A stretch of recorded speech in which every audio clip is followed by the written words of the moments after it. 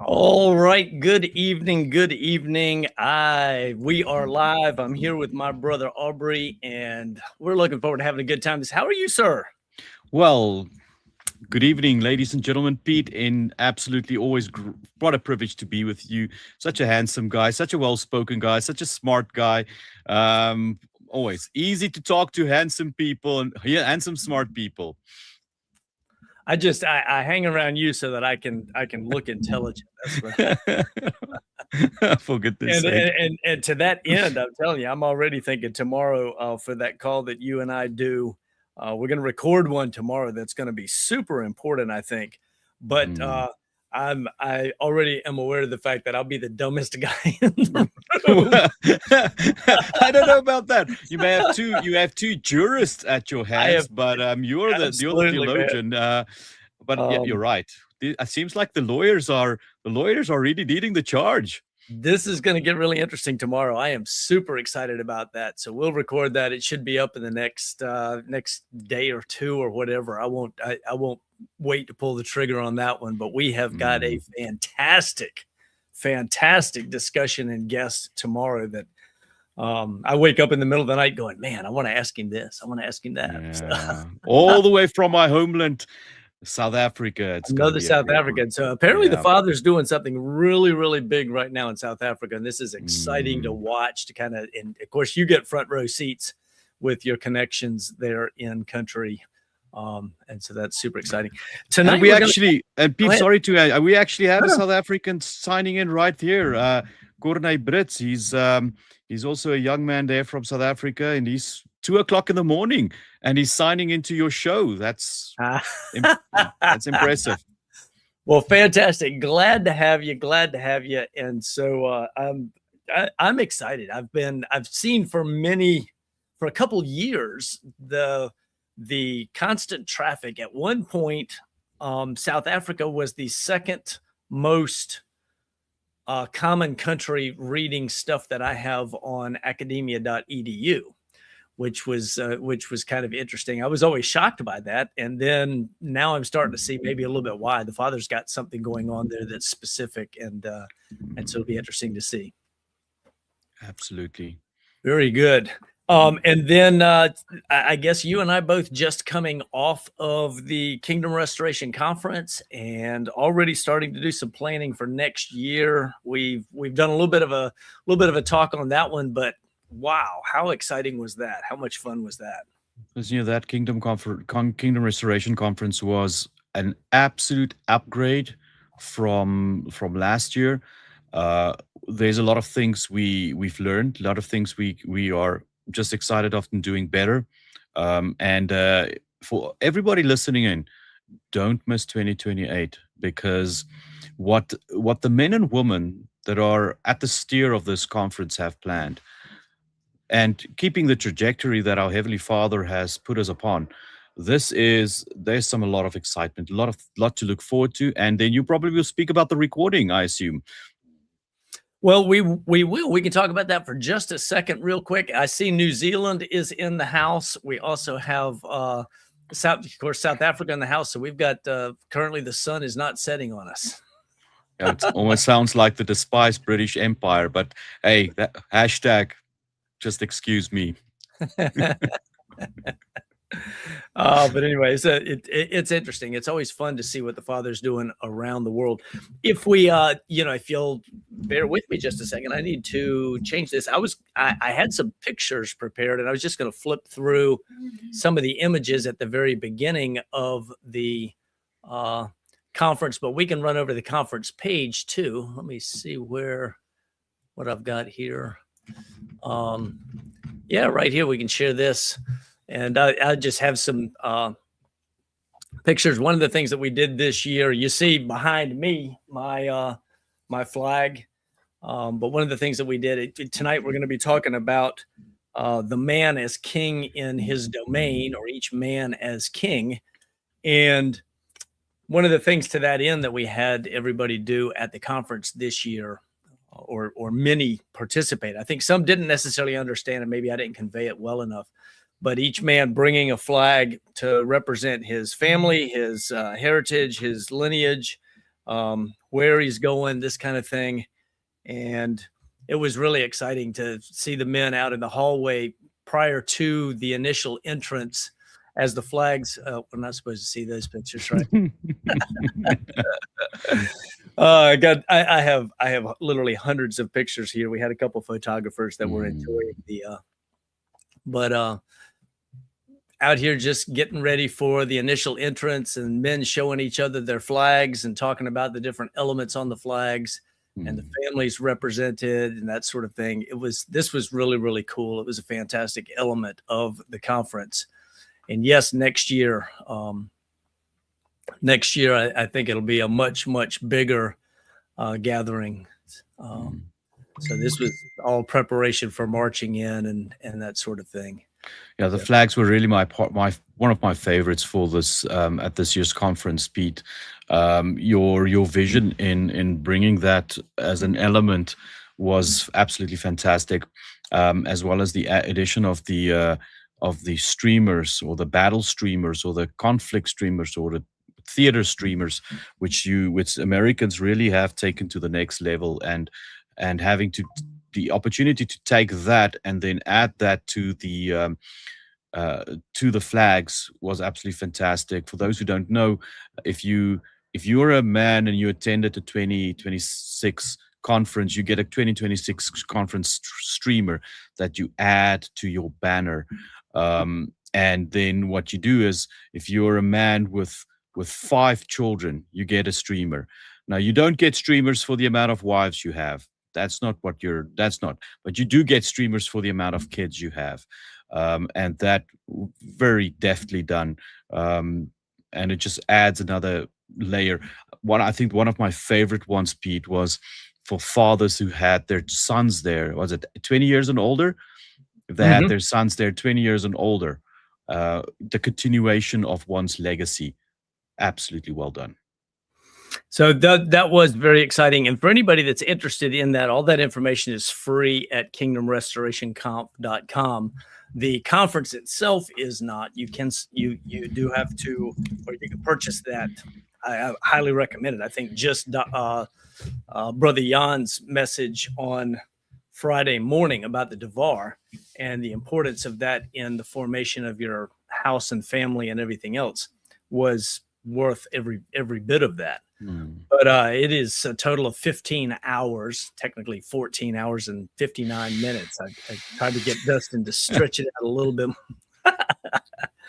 But on kingdomrestorationconf.com, if you go to the flags, there's information on where we got our stuff, how we did it. I've got a video right there on how you can do, or what you can do with your family flag. You can see in this image a couple of the streamers hanging right there. And then sources, what the standards are, sources, all of that is there. And then some other images with regards to different pieces, parts. The part that I enjoyed the most out of the whole flag issue was the Wackenswans boys standing, this is 8, 9, maybe 10-year-old boys standing there, explaining to the entire audience. And this is in the video that we have for the conference. It's, from the Sunday morning portion, explaining to the whole audience what each element on the flag means and what the significance is. And you can just see the pride that they have in their dad, their family, the heritage. And part of that is what this helps. It's a tool to help instill that. So I think also to what you just said about the Wachenschwanz children or sons, it's explaining, and they're young. I mean, they're what the oldest one is 13, 11, 9. They're a young set of young boys. And one thing that struck me was when they said that this is the banner for our family. And they explained to the elements, and one of the elements was because they were part of the Navy. They're a family that are very closely connected to the Navy, and they're referring to their grandfather, and they're referring to their father. But they went and they said, and they want to refer that this is the flag of their uncle. Yes. And suddenly you have not just this not just the family building tall, they're also building wide, and that was significant. Together with the point, Pete, where you would see that when men looked upon each other's flags and standards, there was a sense of pride of your own, but that patriarchal recognition that you are standing in front of a man that may not that has his own standard, but he adds the same level of value to the legacy and the progeny of which he is part, but also of what he is establishing. Mm, Suddenly you're looking upon another patriarch, and that mutual respect and honor suddenly starts flowing both ways. mm. Yes, and I thoroughly enjoyed.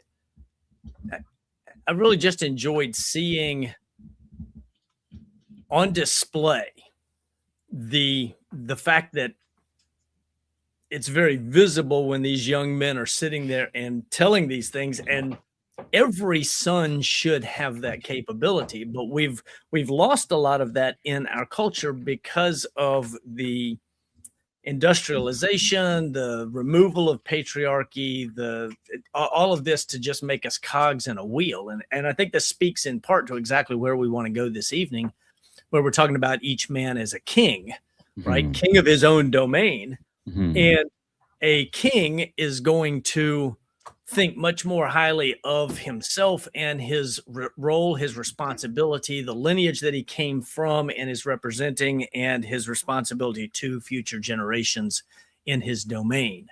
And to me, the flag speaks similar to that. Who has everything I've ever seen with kings and stuff from the medieval time frame, you always see a boatload of flags. There's always something there representing the different lineages and the family crests and stuff. And for those that are interested in getting more, I recommend that you go to kingdomrestorationconf.com. I can put that up here just so you can get that. kingdomrestorationconf.com, and you can see if you click the flags link on it or about the flags, it will take you to a page that's got a bunch of free information. I think most flags that were designed by the family either took elements of their known family crests or did some background research, figure it out. In some cases, put it in AI. In other cases, had something drawn up. But then the actual printing of a double-sided banner with grommets that's the size we're looking for is like $36. It's cheap. And the nice heavy poles that we've got, it's just a regular indoor flag pole. They're links to Amazon for I don't know $59 or $60, and then if you get a finial or something to go on the top, that's something a little different, but cost a couple more dollars. But this is something you can do and have in your home that that you can point to for you, your sons, and that's very good. Yeah, absolutely. No, I for those, get ready. You may not be able to attend 27, although I would highly recommend you do so. But get your standard ready. Pun intended. There's two things that goes with that standard. It is an external declaration, but it's also an internal confirmation. So, yep, get those standards ready. And the I was going to say something else. Yeah, the standard is something you can take with you to Sukkot. It's something that you can have between now and Sukkot and post in front of your tent at Sukkot. This is who I am. I'm a man of Israel, right? And this is you. If you know tribal where you think you fit tribal wise, you can put that on there, right? Absolutely. So fantastic. All right. So the topic this evening, what we really want to talk about a little bit is each man as king in his domain. And the thing that the reason I'm particularly asked for my brother Abrie to be on here is because I know this is an area that he has really applied some mental work to, and so we can talk through it. We can, we don't necessarily have an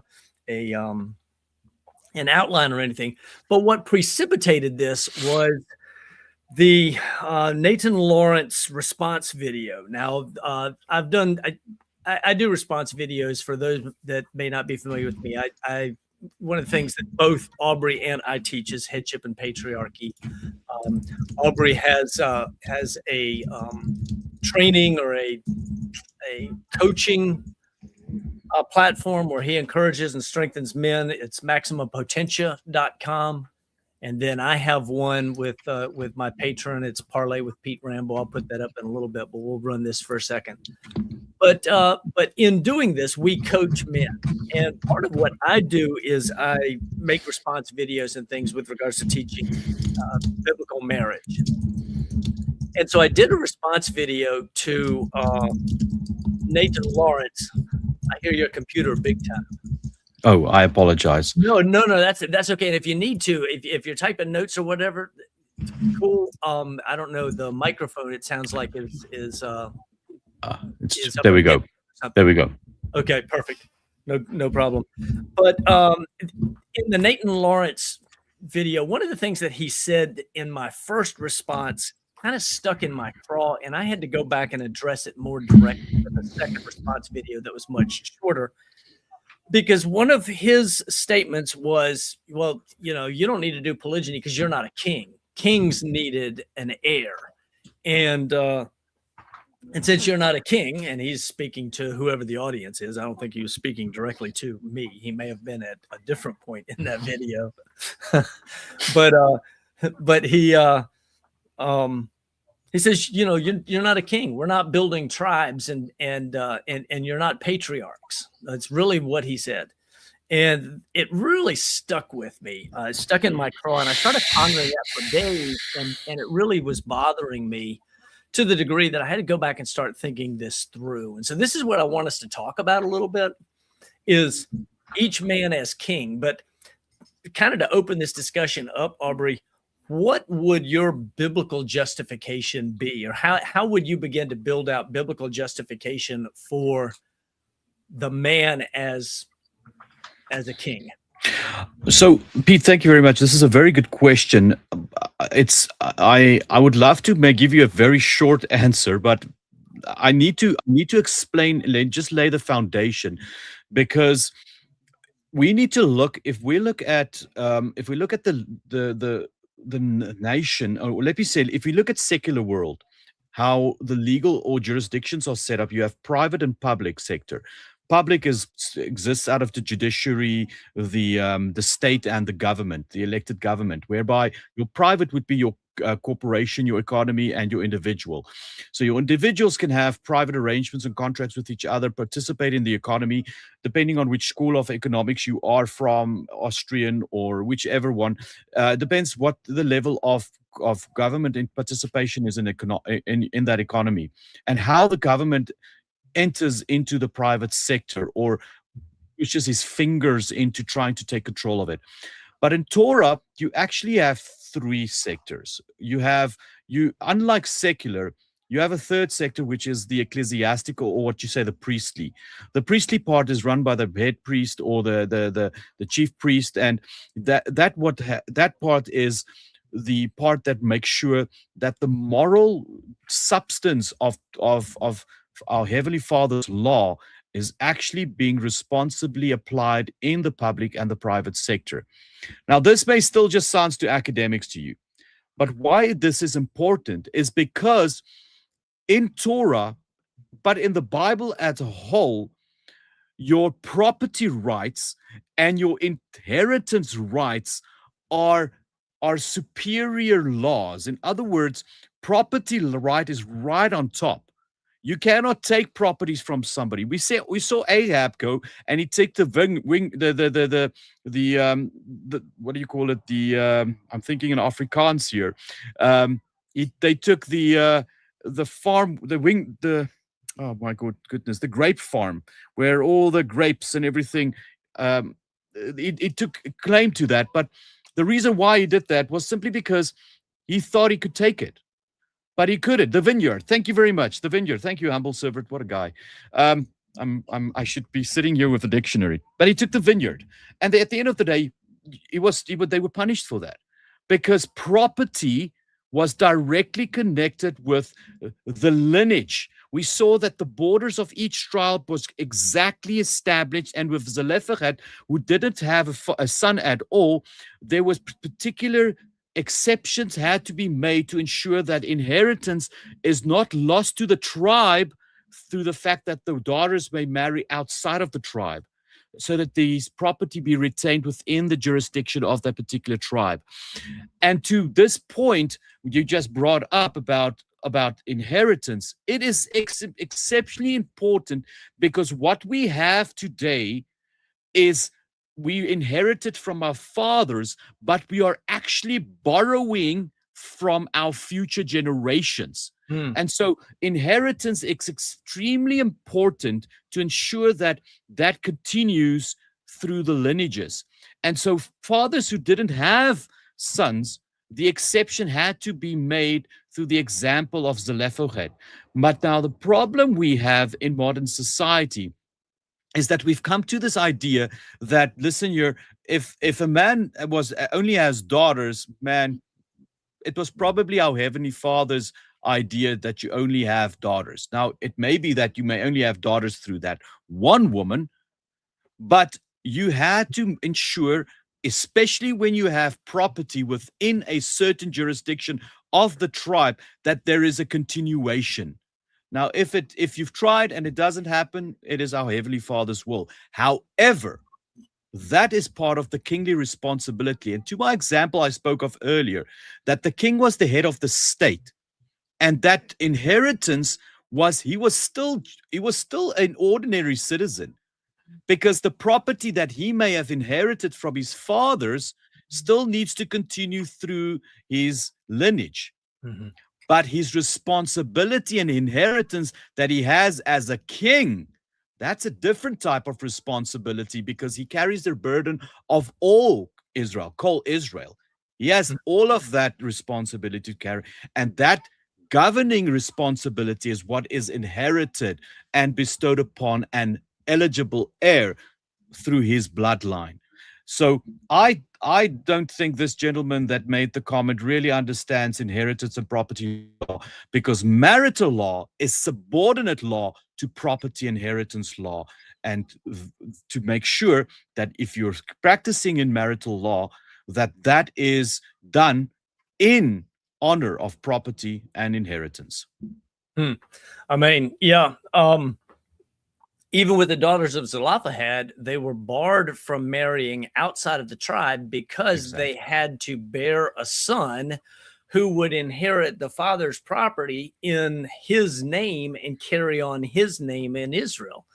Anything after that would, that any son after that could be given to the husband that she married, or would be his progeny. Same thing we see with the Levirate law. The significance of a man's name not being blotted out in Israel is so great that it's important to ensure, even if necessary through polygyny, it's important to ensure that every man has an heir. And it speaks to the very large significance. I talk about king of his domain. You as a man, I as a man, have a responsibility to future generations for those things that I have, in order to, and I love the way you put it, borrowed from future generations. I'm carrying the legacy and the weight of my fathers, but it's my responsibility to pass that on, not just intact, but to enrich it to my sons. Absolutely. Right? Absolutely. And to your point, Pete, we need to understand that the office of a king is somebody that was appointed by the chief priest, and we see this play out through Saul and David and later on as far as Jehoiada. But at the end of the day, that's the office of a king. But patriarchy, remember, patriarchy as a governing system has different layers. We have in your own immediate vicinity as a man, you're a patriarch to your household. Then you have in your larger family, you have a patriarch who is the head of the family. Then within your community, you would have a representative and a patriarch that's the head of that community. Then from there on, you have a tribal head that would be the patriarch of the tribe. And then you will have the king that actually plays the role of the patriarch of that particular kingdom or beyond. But at the end of the day, and this is why we don't have a monarchy. We do not have, and this is, I want to bury from our fellow Forge member Jared Cheshire, because we debated this matter in the Maximum Potential, Pete, and I was just monarchy and republic, and the other person of my opponent was it's a theocracy, and then Jared just came here with a sledgehammer and he said, guys, you all have it wrong. It's a patriarchy, because and he was absolutely right, and I stood corrected, because the patriarchy in its even in its smallest presentation to its presentation as king, Pete, you have a respect for the patriarch, even its minor capacity. And the minor capacity patriarch has respect for the one that carries a bigger burden. Because up and down, we respect each other. Up and down, we know the responsibility. Up and down, we know what is at stake. And if we are not responsible in our management of our immediate vicinity, we will see this whole house of cards collapse. Now, I don't make reference to House of Cards in light matter, but it just shows you, if you take out one part out of Torah or out of the law, you will see everything collapse, and there is just no harmony at all. No, that's very true. In fact, I was reading through the Maximum Potential Telegram group, and I saw your head explode. And you probably saw my note. I said, "Was this recorded? I got to see it," because I was not on that call. Y'all's calls and our calls don't necessarily conflict, but when there's so many different things going on, yes. I can't make a. But I said, I want to hear that. I want to go back and hear that exchange, because I'd love to get more depth out of it and really kind of marinate in some of the pieces that I'm sure y'all were working on. Very, very interesting. And Maximum Potential is one great place for coaching with Abrie and Ryan Ridgely, among others.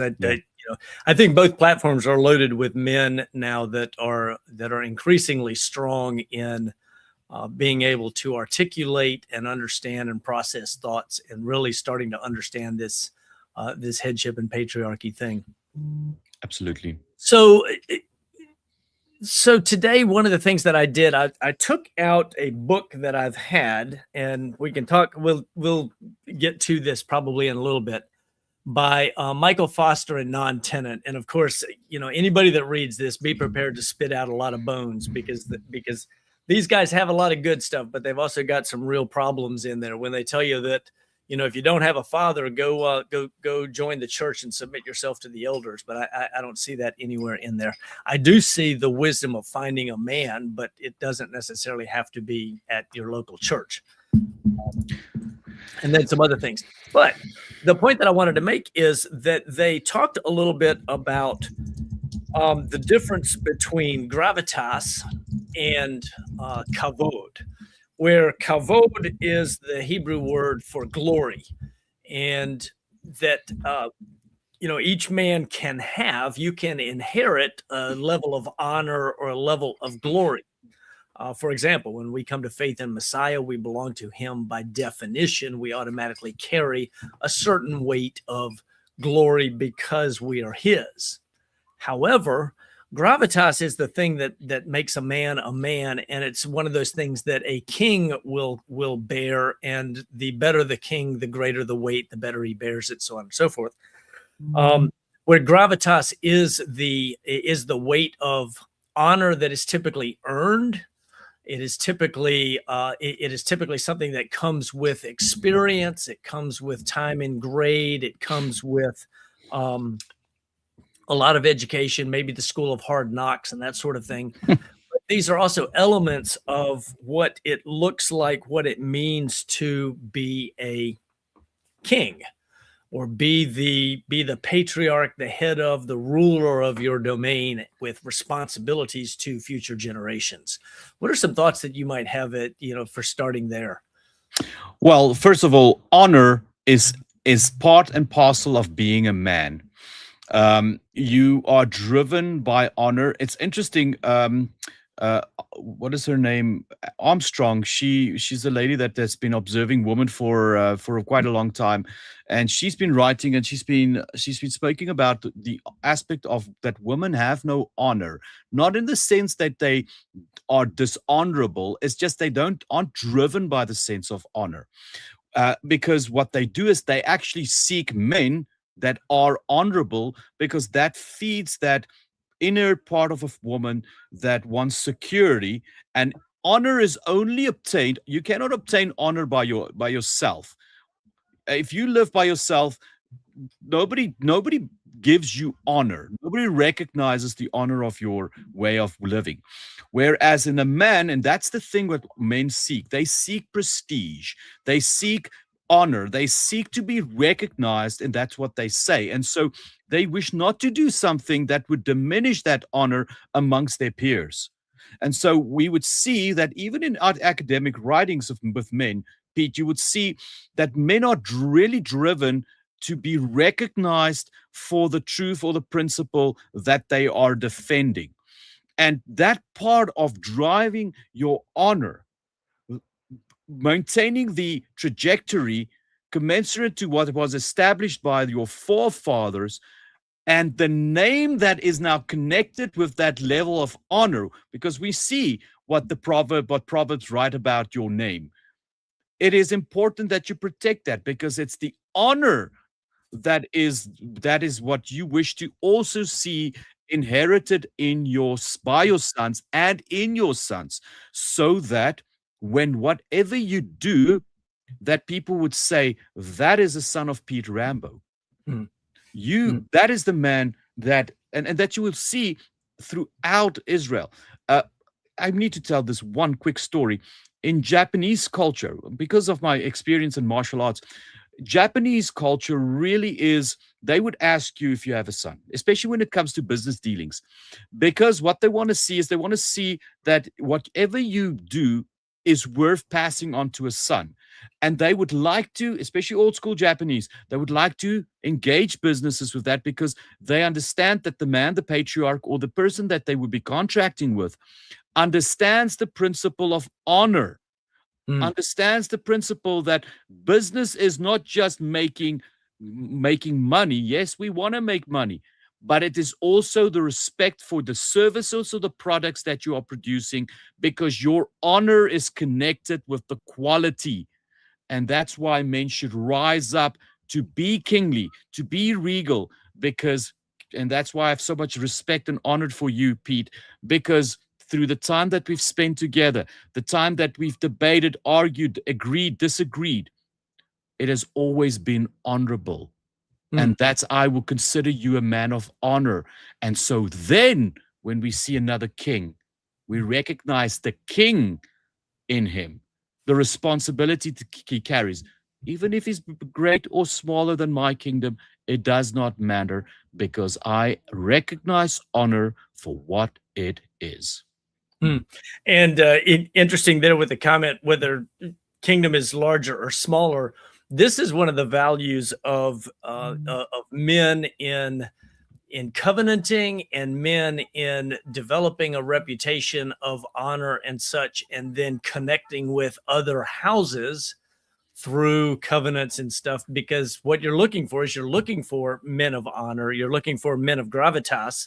We talk about that here in just a second, but you're looking for men who are ruling their house well, who are managing their domain well, who are functioning with the honor and the authority of king. Any woman should be looking for that to be the house that she's connected to, or the man that she's connected to. And for men, the wise thing is to look around and say, who are the men that I want to be connected to? Because together we can go further, right? We see this with all kinds of very common among nations to have treaties and that sort of thing. The most common form of treaty between the average man and his domain in Israel was to marry a daughter, or take a daughter, or to marry off a daughter to another man, in order to connect the houses and to bring the houses together, where each man may be managing his own estate, but now he's in a position to have connection with another for the purpose of lifting both houses, right? And it's interesting that you mentioned it because Mordecai Friedman, the Jewish historian and theologian, he's written about this not directly to what you speak, but um, at its essence, he's wrote about the Sephardi Jewish communities in the Arabian world, how they would go about the high class or very affluent families would actually continue to marry their daughters to each other, because despite maintaining their own family identity, marrying their daughters created an alliance and connection with these Mhm. other families. And some of the medium families really tried and jockeyed to actually marry some of these daughters. And on occasions they did. But he speaks about how these family connections are made. To your exact point, we see this play off in the aristocrats of Europe, where this has happened. A son, Pete, is there to maintain the status quo. What was established by forefathers, maintain that status quo at its bare minimum. A daughter is there to marry off to a family to actually improve the gravitas and the honor of that particular family. And that gravitas is, to your point, Pete, it means the seriousness, the dignity, the Mm. solemnity of manner. And that is what we want to see, because like you and I spoke of earlier before we started, a prince may be born with honor, Mhm. but through his actions and choices in his own lifetime will determine the gravitas of that honor. Yes, absolutely, absolutely. Um, good stuff right there. The I had a fleeting thought there just a second ago. I was trying to reel it back in. Um, that one got away from me. It'll come back. Um, but yeah, the restoration of Kol Israel. In fact, all of Scripture is rooted in or wrapped around the significance of the house and the man, and the significance of the man in his domain. And so it's important. One of the things that I know where it was. I can go to it right now. It's important that we understand that the culture that we live in has been very intentional at destroying and disassembling the man and separating men, whether it's through industrialization and education, and one goes over there for education and one goes over there for work, and you're scattered all over the planet. The idea is to separate that. And then further, the whole dating culture is about not really developing alliances between families, because you might pick up a girl from a whole different state away, or from some other even cultural system, such that the families are not connected.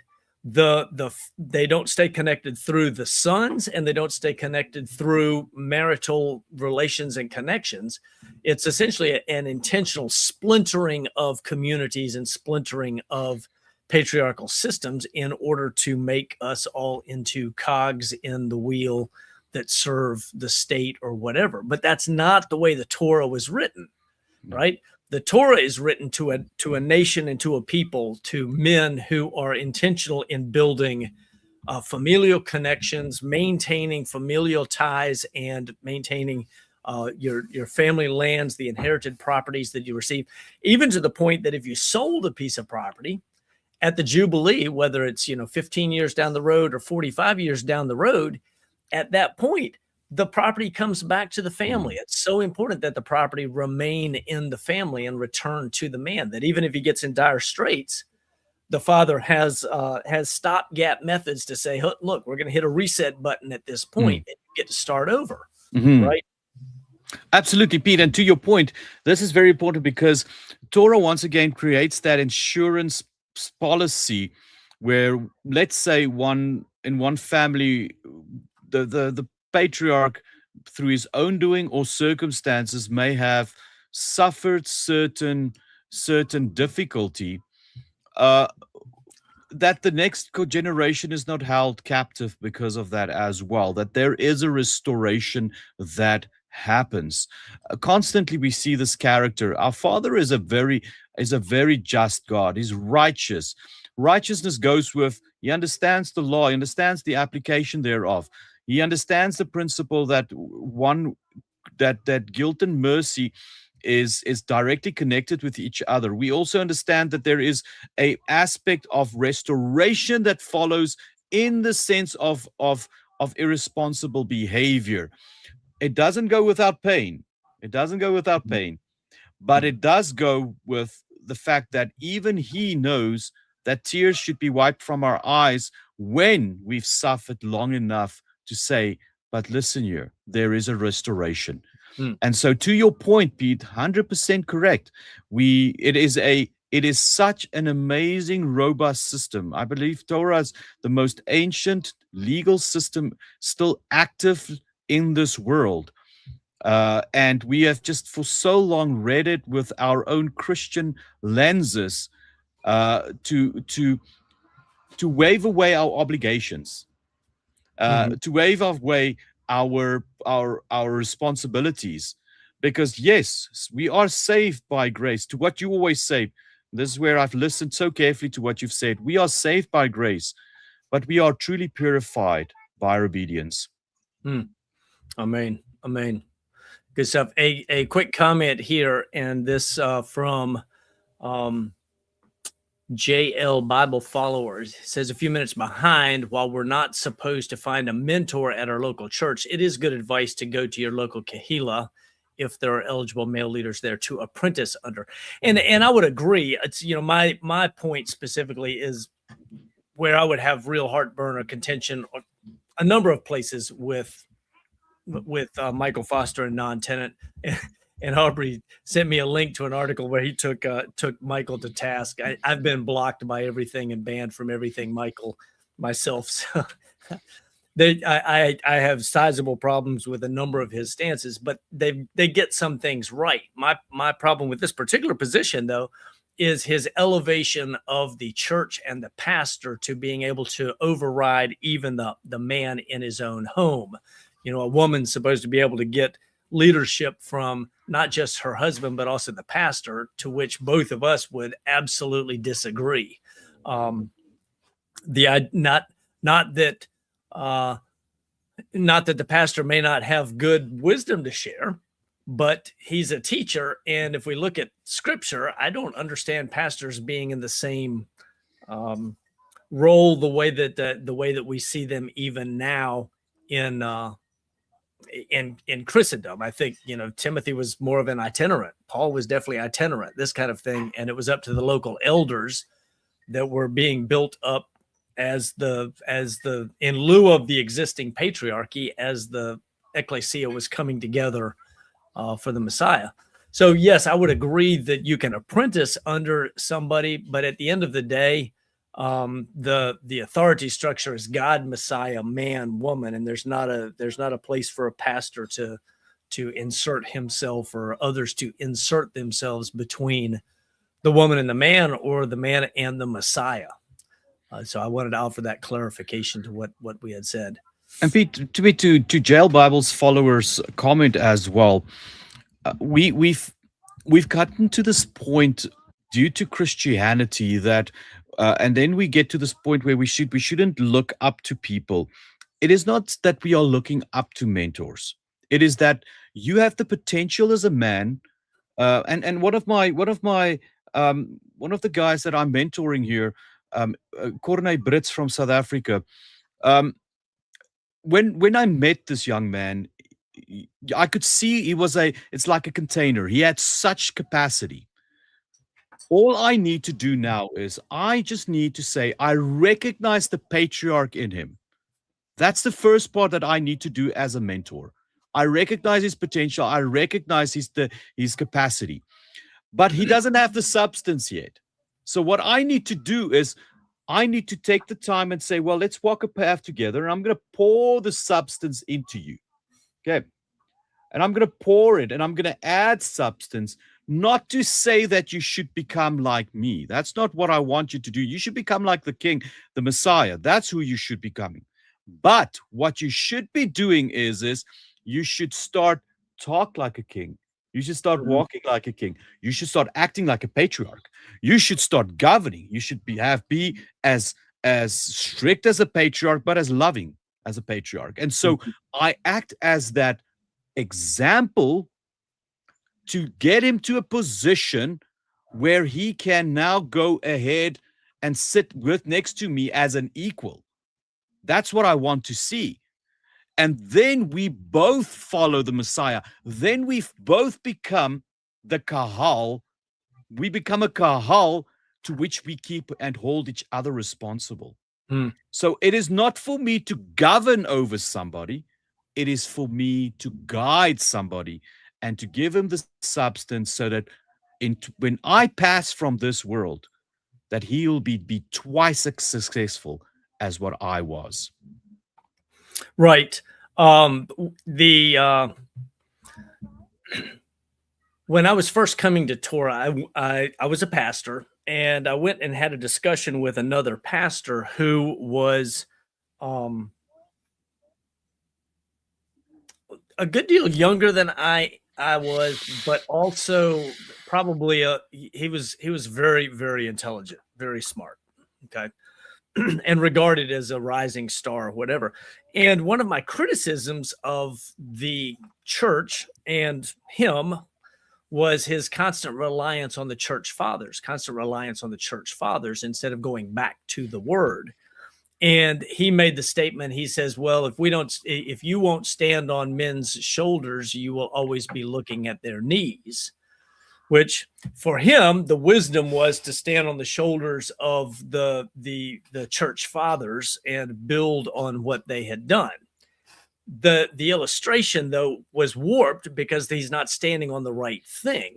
If you're standing on the shoulders of men who are standing on the word, then when young men come along and you build them and grow them, they can then take that further. They can do more with it because they can start earlier in life than we did. They can start with more understanding sooner depth and wisdom and that sort of thing, which is where I would argue I lament often that I came to some of this understanding much later in life than I would like to have.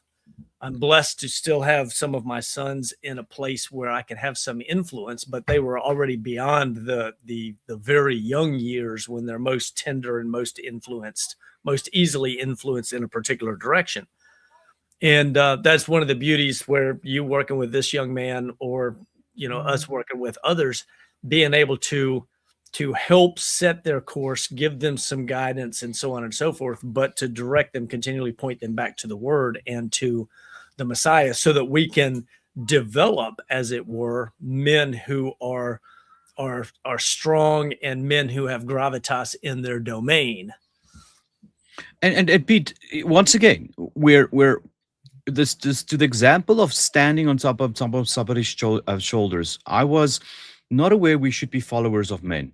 I've always understood we should be followers of Messiah, and so I mean the things that I've learned from you, and this is the thing that I speak to, is that it was never your intent, since I've known you for since 2018, to lead somebody and just consider them constantly as just a follower of Pete Rambo. Your approach has always been to uplift people, to stand shoulder to shoulder next to you, because there's a lot of work to be done. And so if we have to drag somebody to the fore, it's like war, man. We're at war. We have to pull somebody from the back line into the trenches. He's not standing behind me. He's standing next to me, because otherwise, if he stands behind me, he might shoot me in the back. Understand? We're shooting in the same direction. I need to get him ready, and I need to get him ready fast. Right. And this is what we do. We that has always been our approach as patriarchs, to recognize the potential. Now, I just want to mention this. We shouldn't believe that every man can be a patriarch. It is unfortunately a reality that because of poor choices and bad attitudes that a man will erode his potential of being a patriarch. And so eventually, if we do see a patriarch, we recognize the king, that regalness within him, the king within him. And if he still doesn't have the if he still doesn't have the substance or the gravitas, we should guide this man so that he develops that gravitas and then be an example to who he has to now educate and pull to the fore so that they also act with the necessary wisdom based upon and following our Messiah. And so, Pete, once again, that is completely different to what we see in, unfortunately, in Christian churches, where you still have this leader or you're following this guy. I said this at the conference. Don't praise me. Don't praise me for anything. If you want to say, Abrie, I recognize this and thank you for being responsible in what you've said. Thank you. I appreciate that. That I can take. But if you're going to start praising me, what you're doing is you keep me on that stage and you stay in the pews. What I want you to do is I want you to join me on the stage, because that is you now taking up the mantle of a patriarch. Yeah, absolutely. That's one of the things that we want to be doing. I know that's vision. You have vision. I have vision. A number of other men around us have, is to be developing other men. Yeah, you're exactly right. I don't want followers. What I want fellow warriors, men that can stand shoulder to shoulder with us. In terms of talking about developing gravitas, what are some of the things? And I am going to refer for a minute to the book that we sort of only partly love. And that's not the Bible for those who are coming in late. Yeah. No, it's Good to Be a Man by Michael Foster and Non-Tenet. I think they've got some significant bones in here, but I have to give credit where credit is due. And so I want to make sure we do that. But he talks about the triad of masculine virtues. And I think all of these are things that every man worth his weight, his gravitas, every man worth his weight will have. And the triad, all three of these, you need all three of these together. Otherwise, the stool doesn't stand up. It's cockeyed. And if any one is too short, it falls over. One's too long, it falls over, right? So he talks about wisdom and the fact that we gain wisdom through the word. We gain wisdom, particularly through the Torah, right? It's the beginning of knowledge, and it's the beginning of wisdom, and that's something that is developed over time. But it's also developed by being around wise men and hearing and learning and growing and observing what they do. But the next one he talks about is workmanship. And I think there are a lot of men out there that think that they don't have to work. They're going to find an easy way out and not become craftsmen in whatever their skill set is, whatever their talents are.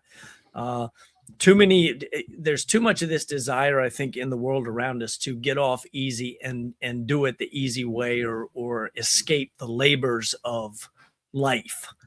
But he talks about as workmanship, most of your success does not depend on skill or mastery, or even to begin with on competence. We know many men with great skill and talent who nonetheless achieve little because they do not work, right?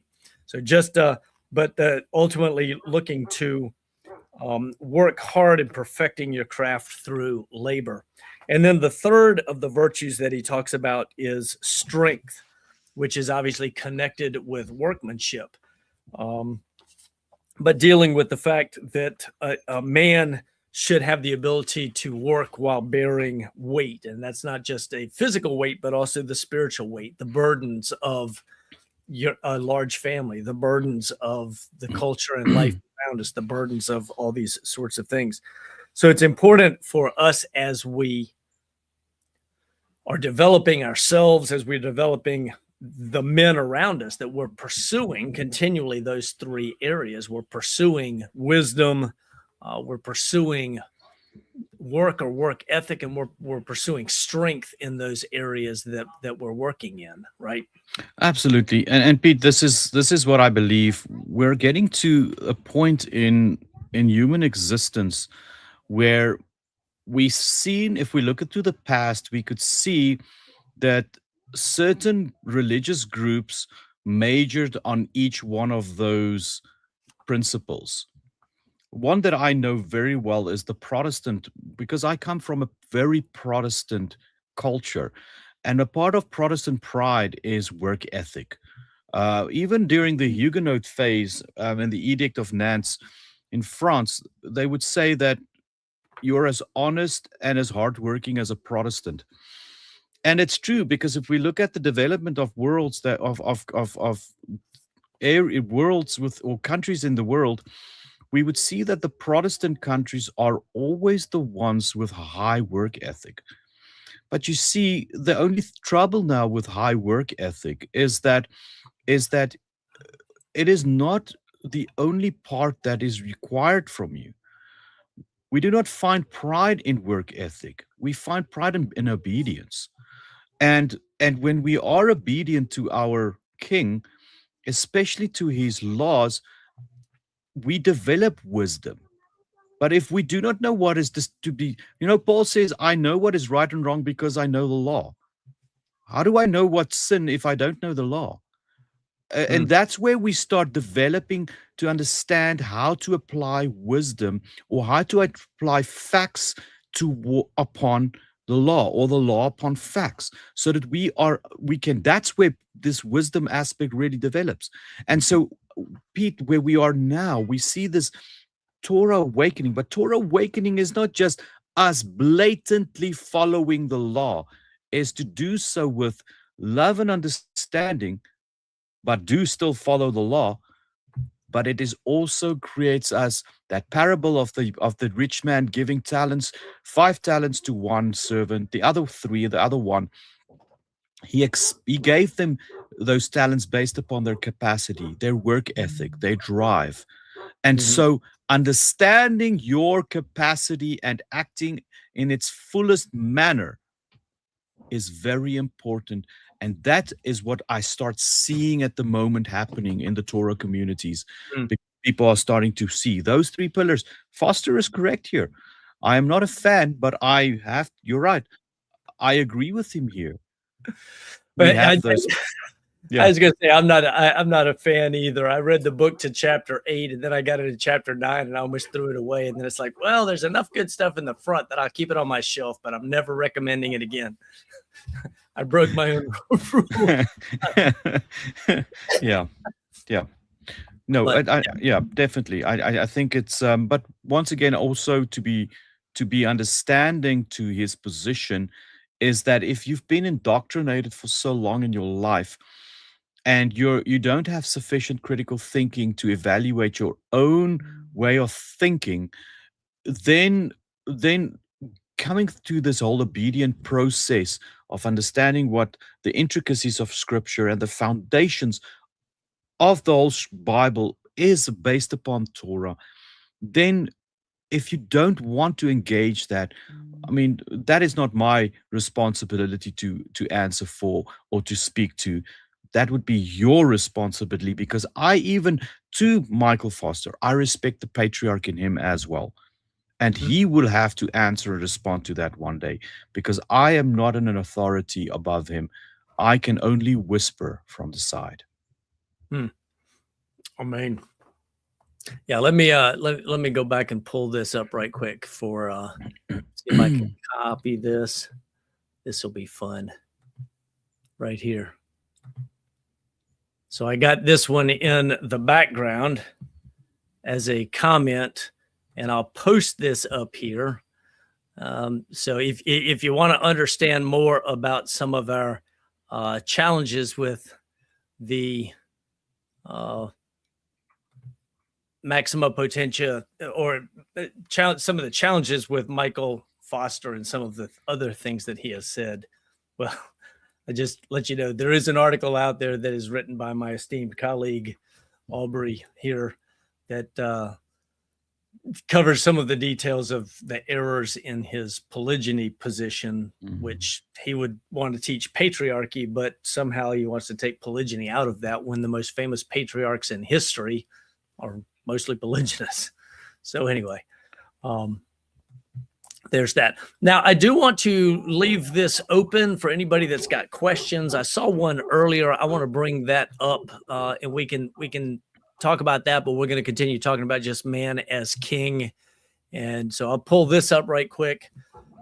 From Theology Experience, I have a burning question for you, brothers. How do you navigate the fact polygyny is illegal and considered a, quote, felony in most westernized countries and states? How do you avoid criminal status? And of course, this is addressed to two men who have larger families. I would start by saying that polygyny is not a felony in most places. Having two marriage licenses, bigamy, is a felony in many places. And I think increasingly that's being ignored because it's such an obvious open door for a lost political battle that legal systems or governments and so on and so forth are not interested in toying with.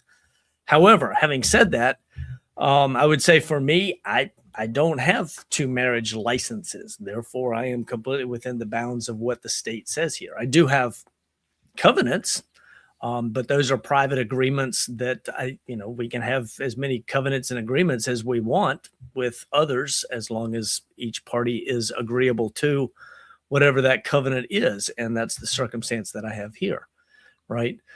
So that would be my immediate answer. But I think the message that we have tomorrow is going to be, or the interview that we have tomorrow is going to demonstrate that there is a significant wind of change coming.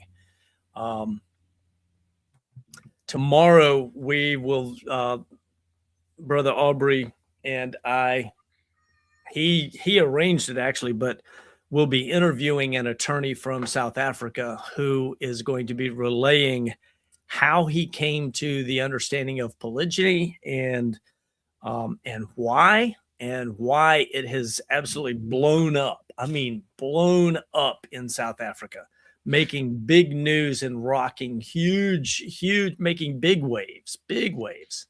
I don't know if you want to talk about that for just a second, because tomorrow is going to be a good one, but y'all are going to want this one. Yeah, I think to the point, I want to mention two things regarding our interview tomorrow. I think if there's ever a legitimate reason, now there's many, but if ever there's a massive legitimate reason for you to take a second wife or Isha, it is to this advocate's position that he doesn't have an heir, and he's 58 years old, and his wife is 43. They've been in a relationship for 25 years and have not children, and so. But I will leave that. I don't want to run it ahead because it's going to be a good one. To your point, Pete, regarding earlier, to the question of polygyny being a crime or a felony across the globe or in Western societies, I only know of one country in the world that by name has classified polygamy as a crime, and that's Canada. Section 293 of the Criminal Code has directly classified it in 2019 as a crime. 5 years incarceration. It was a response to the William Blackmore case of 2011. That's where William Blackmore had, I believe, 27 wives. He is a Mormon. It's a Mormon community down in the south of British Columbia in Bounty, and he fathered about 127 children. And what they did is Canada they had a reference going. A reference in law is when they would ask judges to investigate a certain part, have a trial, and then come to a conclusion. And the judge here found polygyny to be against the sacred order. Now, I wasn't aware that churches or let me say the judiciary in Canada, which is a secular state, actually had this sanctification approach to monogamy. I just don't know where they get that. Maybe they were starting to practice Greco-Romanism, but at the end of the day, the conclusion was the criminalization of it. The problem you have with this now, earlier before it was changed to polygamy, Pete, it was just bigamy.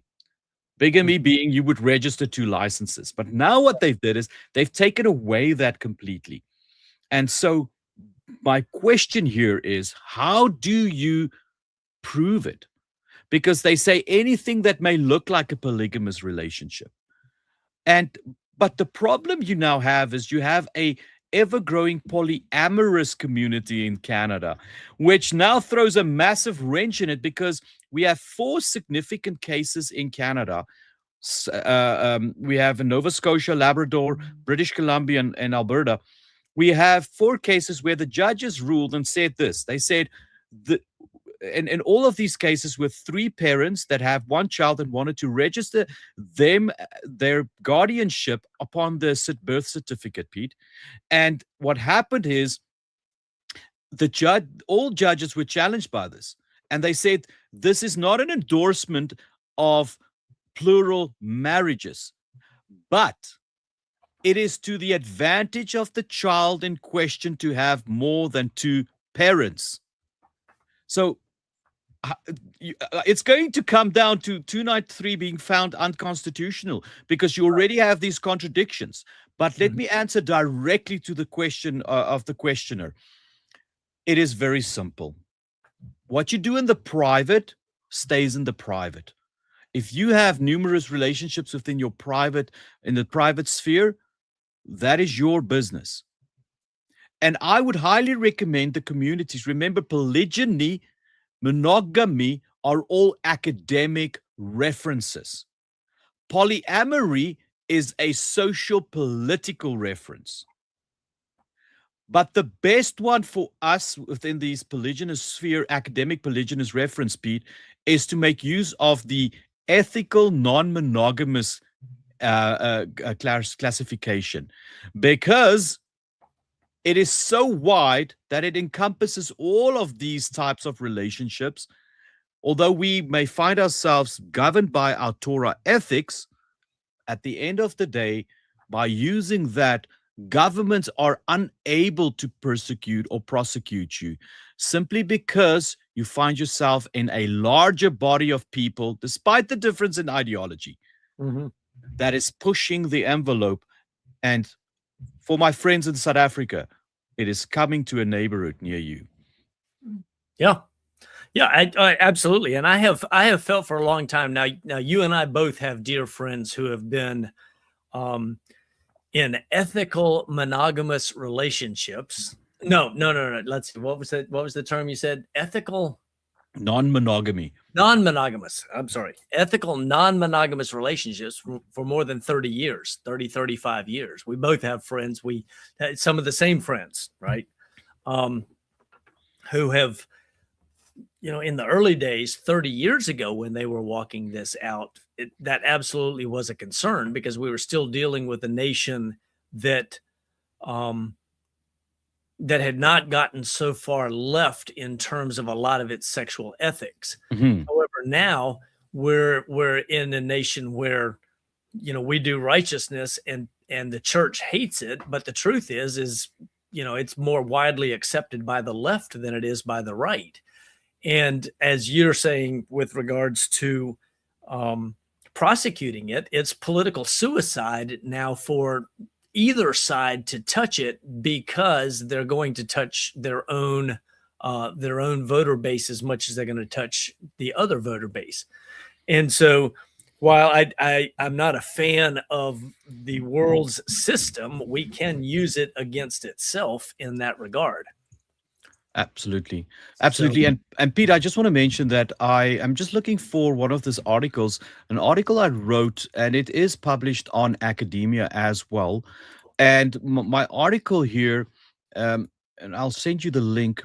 But while I get that, this is a profound article. And I want to say theology's experience is common here that he talks about. He says that in his home state in USA, they are very precise in the legislation to suggest that even the appearance of marriage occurs to more than one spouse. That is a felony. They need to still prove a marriage. Yeah. Appears a marriage. What is a marriage? They need to determine what a marriage would be. because at this present moment, the only definition we have is we have we have relationships that says man and woman can enter into a marriage, man and man, woman and woman can enter all into marriage. But the question here is, what is a marriage? And so we need to, so the courts will have to define that, because at this present moment, with the trajectory we're on, we've lost all definition of what a marriage is. So even if you would say it appears to be a marriage, what do you mean? And so, to that point, to this article, Pete, that I want to make a reference to, I wrote this on international law, and the situation with this article is that we've seen, and I got a lot of feminists in the law department upset with this article because I pointed it out.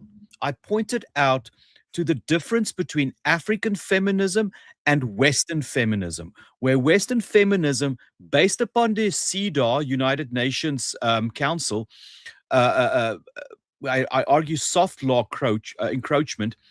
But what it talks about is, it talks about the fact that Western feminist says it is a violation of female dignity to be in a relationship with another woman, with a man.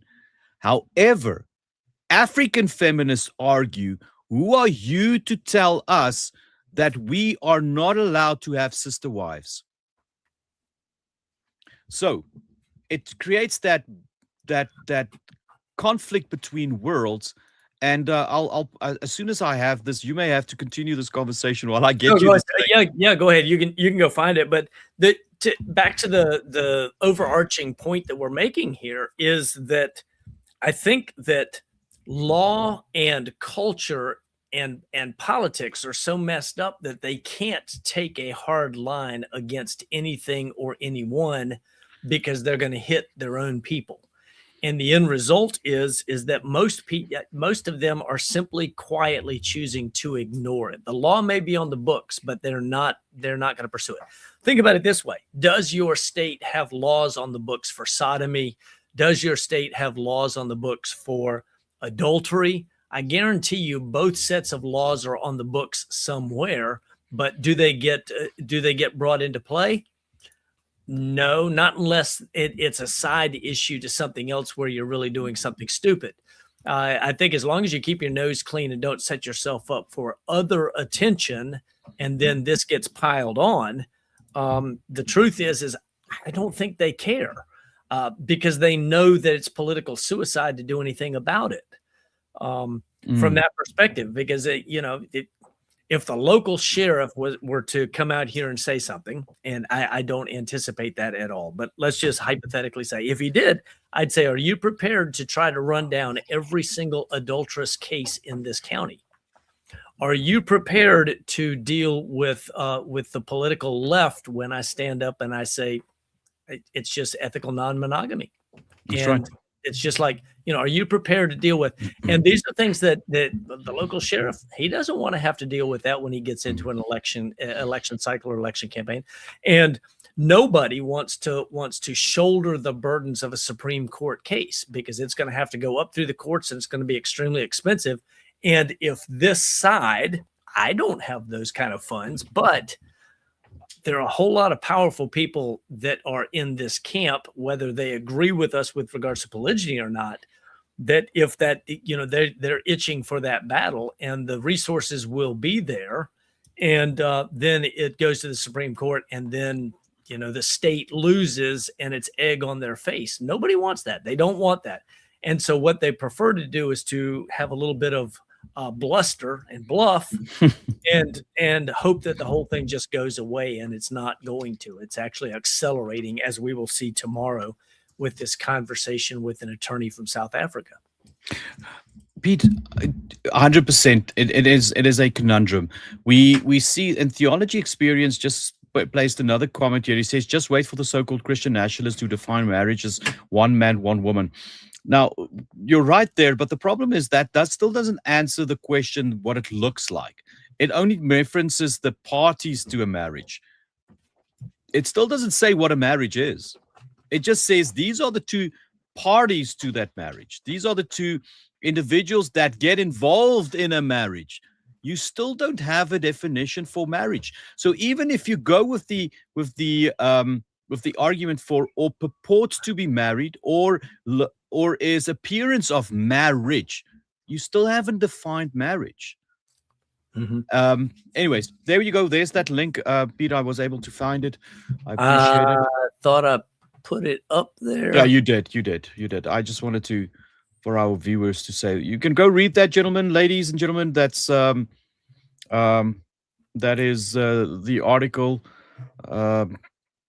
I wish I could give it to you the better way, but that's if you were to look up academia.edu and do a search for Abraham Kilian, is that the way you're listed? Abraham that's Kilian? Right. Yeah, academia.edu, Abraham Kilian, and he has several articles on academia.edu. You could search him there. Maybe some of the other keywords, monogamous moral imperialism, that would probably be pretty key, or provocative. Yeah. But that's where we have to use their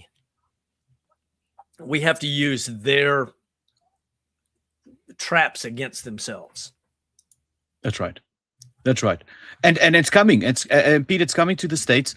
I am, just for the record, I am not in favor in states regulating marriage at all. I Correct. think that's my position. Yeah. But it's going to happen, and we've seen in Obergefell versus Hodges, we already seen Chief Justice John Roberts, United States Chief Justice. He already spoke about the fact that the logic used for majority of constitutionalized same-sex marriages would logically extend to validate plural marriage and polygamy. Mm-hmm. It's going to come. It's just a matter of time. Once again, my concern, Pete, this is my biggest concern. My concern with the drive to get polygamy in all its variations legalized is like same-sex marriages you would have in 2005 when it was legalized. You had such a mass of people running to get these licenses registered, but within 2 years, 95% they were all ended by divorce. Right. Unlike same-sex marriages, polygyny will result and lead to children. And so, if we do not do something proper today, we're going to see another generation of fatherless children. Right. And this is a weakness that we have in terms of feeling like we need to be validated by the state. The state loses its power over you, or it loses a portion of power over you when you step back and you say, I don't care what they think. I'm going to walk in righteousness. I don't need their approval. I'm going to walk in righteousness. I'm going to do what the Father has for me. And I think that's a significant step that a man makes to get us back, just to touch back on our basic topic. If you're the king of your domain, you're willing to stand and take a forceful place on principle for what you believe, and you don't care about what the world around you has to say or has to think. And anybody that knows me, my ladies will tell you this, I don't care. I really do not give two hoots in Hades what the adversary or those who stand against us think. I don't care. It doesn't affect me. It's not my deal. I don't need their approval. I'm not interested in it. Don't care. And Pete, to this point you just made, just binding it together with our introduction earlier on, and this is for all the viewers that are currently watching and those that may watch in the future. It is of utmost importance that you get involved with organizations like Parlay with Pete, like Maxima Potentia. For the record, there's a lot of symbiosis between both our organizations. It's a family. We're part of Farge Media, so right. It's McDonald's or Burger King. It's a poor analogy. I apologize, but the fact of the matter is, at the end of the day, if we do not take the time that is allotted to us now, before all of this is legal, and we do not establish strong men that have experience educated, are examples of these relationships, then and practice them in true patriarchy, then what we are going to get is we're going to get people just mess it up. And you know what's going to happen? People are going to say afterwards, you see, we told you it's not going to work. You fail. Without realizing that monogamous relationships in Europe, especially in England, had 400 years of church support. That's where we get the word husband and wife from, because the churches and the local monasteries were all involved to ensure that men are good husbands, women are good wives, so that they can establish proper, strong states. And so if they're going to give them 400 years, I don't need 400 years, but kindly give us at least 100. Yeah, and it's just a matter of going to war. I am happy to take a bold stand. One of the things that I really love about both of our organizations, and as you say, there are others that are out there, but our focus and our goal, our intent, is to build and strengthen and prepare men to be heads of their house, to be good, strong husbands, to be patriarchs, to be leaders, for ladies to have a place to grow and fellowship and be encouraged. And it's an opportunity for us to prepare the next generation. We're really, I mean, our desire is to prepare the next generation. And we're doing that one man, one family at a time. And that's doing it the right way, opposed to just trying to throw a big blanket lasso out there. Absolutely. And Pete, I one thing that, and you know how I feel about this, and for the viewers, you need to understand one thing. I do not go with good faith approaches when we as believers come together and we say it'll figure itself out as we go ahead. That's not my approach. I'm very critical about that type of approach, because that's an approach that shows that, I apologize, it's stupid. It's a stupidity approach. We prepare today for tomorrow. And so what we do is we're continually pressing forward intellectually. We're pressing forward with experience. If we don't, we gain the necessary experience. Now, Peter, I would highly recommend men start reading the book written by Friedrich Bastiat, The Law, because he goes at the heart of humanism here. He's not a Torah or a Bible believer or whatever, but at the point here is important to understand the position that the state has, that the state's responsibility is, but also what the importance is of you as a man within your household. Because to your point, you spoke earlier about harm. We need to understand that harm, when there's harm within your household, then the state will get involved. But if there's no harm in your household and the state wants to get involved, then the state is now has to face the possibility that it may become the harm that it seeks to protect. And Bastiat writes about this.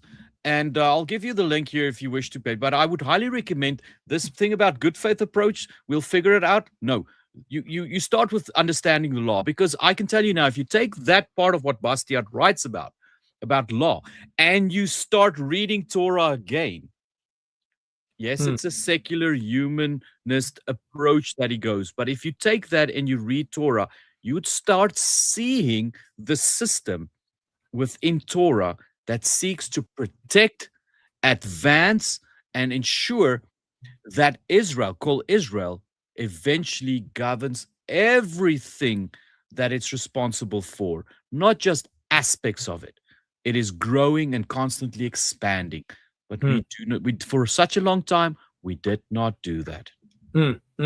Yes, please put that link in there, and I'll make sure that it gets posted up front. But by growing men, developing men, what we're doing is we're essentially multiplying ourselves too, because I'd love to see dozens more men on the forefront of the battle. There are a lot of men that the first place that they take up the sword of truth if we want to be real, metaphorical here with it. The first place they take up the sword of truth is in social media, where they're interacting on YouTube videos and interacting in the comments on Facebook posts and interacting over on Insta and that kind of thing. And that it's important to be able to start getting those pithy comments and giving the pushback and presenting truth in a righteous and compassionate way, but not allowing falsehoods to stand. You simply step up and say, that's not true according to Scripture. And you constantly bring the Scripture back. And by doing this, it is, so I think some men become discouraged because they don't see immediate results. But you have to remember that we're always actually speaking to the bleachers. We're rarely actually speaking to the people that we're addressing directly, because in many cases, they're already set in their way. But it's those reading the comments and reading through and their mindset, and they have to, you can throw a stone in their shoe and they have to start processing the holes in the argument that they see for monogamy onlyism, and it further grows what we're already seeing. You and I are seeing this as a global phenomenon at this point. I've got viewers around the world. You've got readers and viewers around the world. You've got a great finger on the pulse of Africa and things going on in Africa, especially Southern Africa, and it's amazing. This is obviously, to me, it's obviously something the Father's hand is in, because it wouldn't be happening the way that it's happening at the low levels and grassroots without his hand in it. Well, Peter, I could tell you one thing: the African Church, the Anglican Church of Africa, as well as its Catholic peer, have now, in the last year, have gone and said that both world bodies of the Anglican and of the Catholic Church have got for so long lied about plural marriages and sought to destroy African cultures with their Greco-Roman monogamy only approach. And so we've seen that the African churches have now started to distance themselves from their mother bodies. And it's interesting to be a spectator. To your point earlier, and what we've started seeing, and I want to mention this, Pete. I've debated so many times online. I consider feminism on the same category as communism. They are both totalitarian, absolutist ideologies. There is simply no good faith. I would agree. There is simply no good faith in arguing with them. If you want to, you would have to go fire with fire. But don't think that you're going to be arguing kindness with them, because they will not argue in good faith with you. And to your point, yes, we are definitely arguing for the bleachers, because with feminists like communists, it's simply not a position to even get them to even be convinced of your position or of the truth that Scripture speaks of. And so, once again, to my point, we as men, part of being a king, if you struggle with being able to speak proper, stand in front of a mirror and start practicing. Learn to speak. You may not be a greatest orator ever in human history, but you have to learn to address your kingdom. If you are not able to even, and this is an important one that I always tell the guys at Maximum Potential. If you, as a young man, unmarried man, if you're not even able to convince another man of your position that is logical, or you find yourself in a logical environment, how on earth are you able to even convince a woman that is emotional? So at the end of the day, you cannot expect to convince a woman of your lifestyle if you're not even able to convince another man.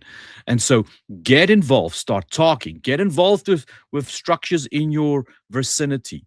Talk to men, learn to talk. If you're nervous of talking, put yourself in those positions so that you are able to learn to speak, because you're going to find yourself if you are blessed with more than one woman, you will have to talk.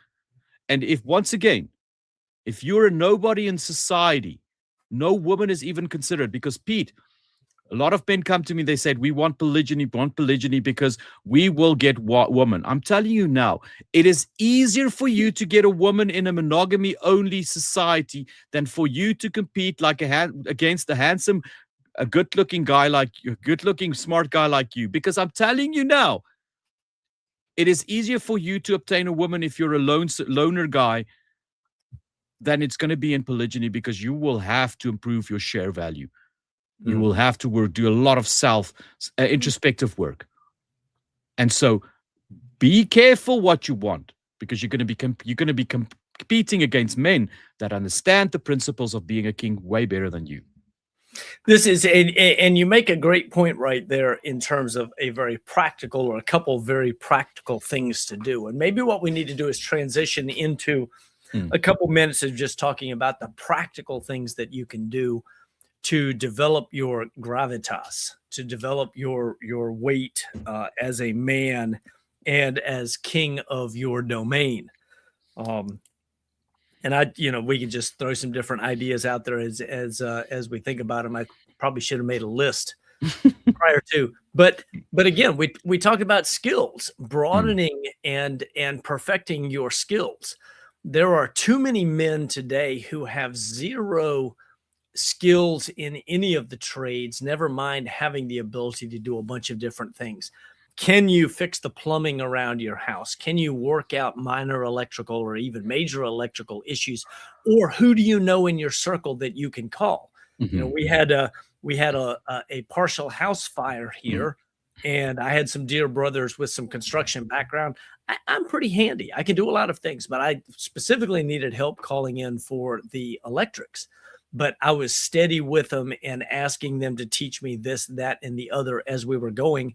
And we can do minor wiring. We've done some other stuff on things around here, the barn and such, even recently.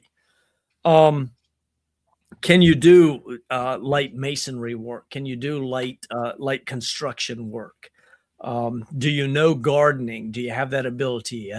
Do you actively look for ways and develop the equipment to have some other small skill sets on the side, things that may be different?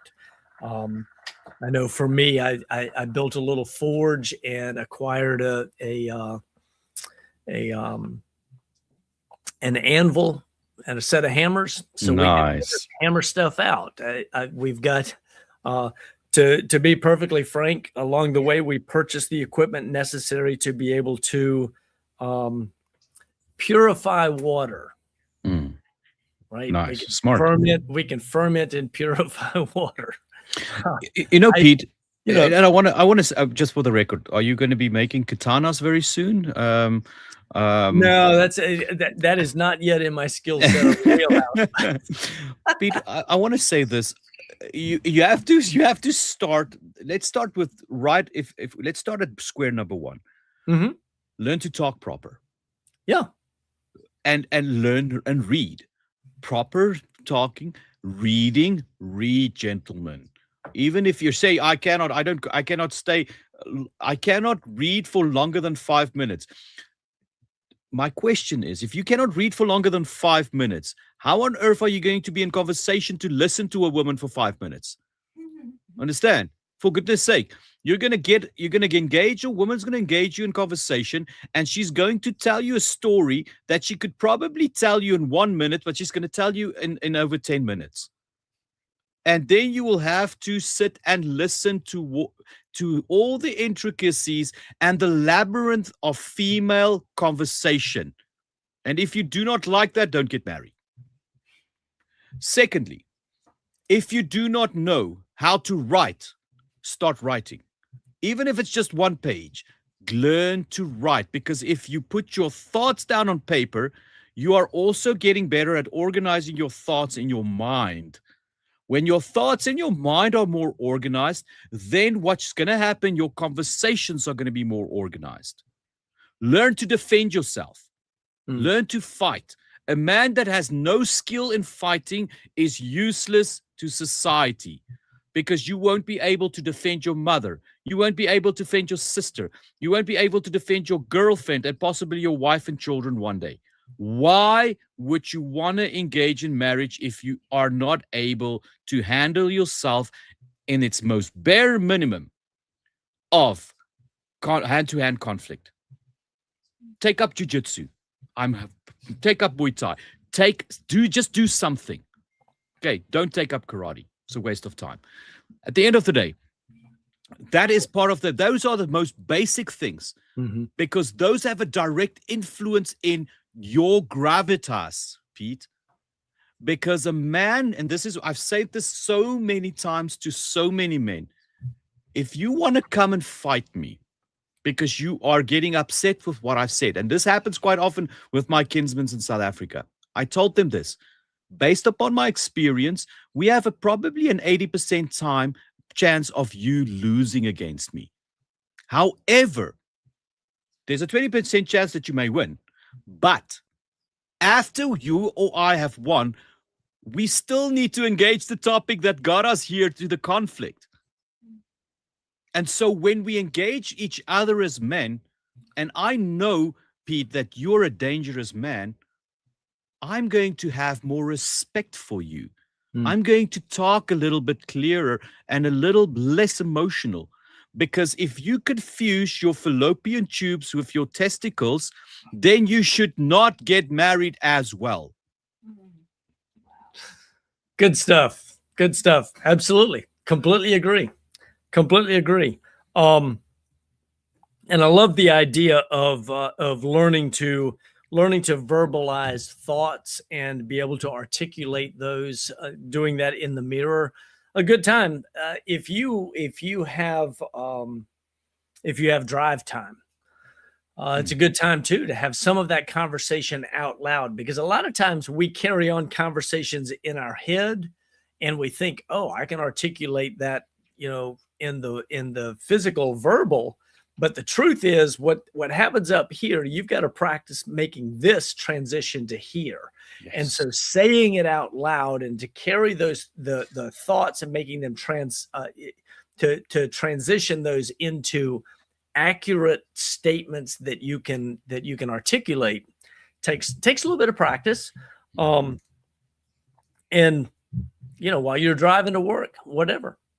I remember way back in the day, and this is related, but way back in the day, something that helped me. I was in business, in sales, and Shad Helmstedler's self-talk, right? And it's a lot about positive self-talk and that sort of thing. But the thing that I learned out of it, probably more than anything, was being able to practice and articulate. And to get there, I had to do it by doing it, right? You can't assume that I've thought my way through all of these arguments. Now, the first time that I have this conversation, it should be golden. No, I'll be my own interlocutor and wrestle back and forth over something. I'll give myself the common answers back, and then I will respond to those. Right. So don't go easy on yourself. Give yourself a hard time and then answer it. Pete, to go hard on yourself is being manly. Okay, be a Spartan, for goodness sake. We do not want to. This is important, Pete. Society, the greatness of society, of the great societies, were built by the sweat and the blood of men. In addition to the sweat and blood that these men were willing to go to war to protect that what is dear for them, dear to them. And a lot of what is dear to them was the color and the beauty of femininity. But at this present moment, we see a society where I can tell you with confidence, men are not willing to put their lives on the line for feminists or feminism, because it's not worth protecting. It is not. It is a cancerous ideology that seeks to destroy every aspect of civilized society.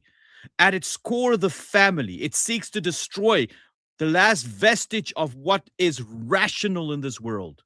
That is what feminism is.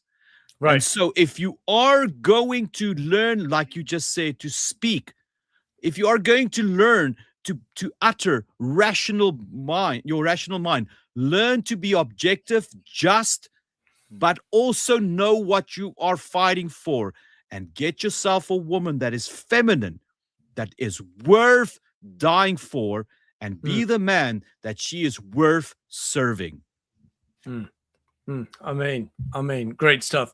I want to go back to a couple comments here. I'm going to put two up in close succession here because I'd love to comment or say something about these.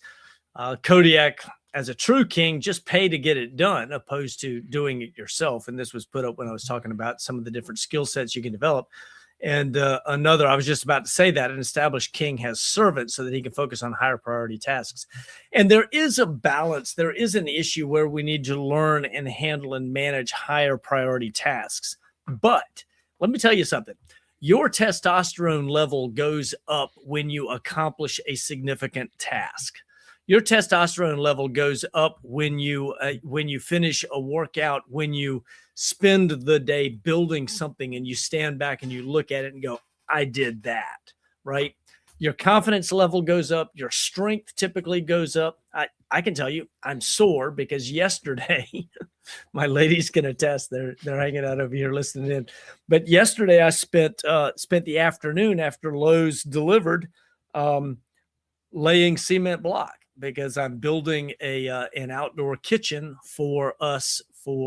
We've got the typical grill set up and some gas grills and stuff like that. But what we really want is a Brazilian churrasqueira, which is a Brazilian type barbecue pit, along with some counter space and a wood fired cooktop. Those are great. Those are great. I'm visiting you. I'm going to be visiting you. I love those Brazilian. Listen, I can't wait for y'all to come. Oh, that's amazing. Please, I interrupted you. Both of my ladies. Interrupted you. But here's the point. I could pay a ton to somebody else to do it. And if I had all of those kind of resources, I suppose I could, but I would not have the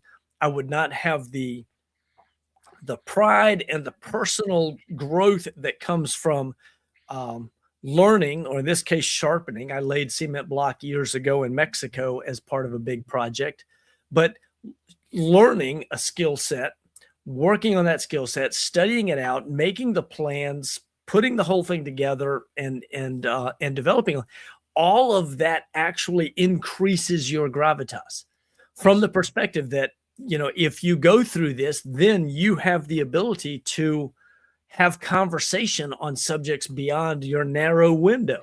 You can talk about other things because you have experience in other areas. It also gives you a great way to interact with other men who come from those fields and be able to ask questions, intelligent questions, and learn and grow. And you got the testosterone bump out of the whole thing. You've got the satisfaction of it being well done, and it gives you more standing, if you will. I remember a long time ago really developing the idea within myself, and I think it's more of a military kind of development because I do come from a military background.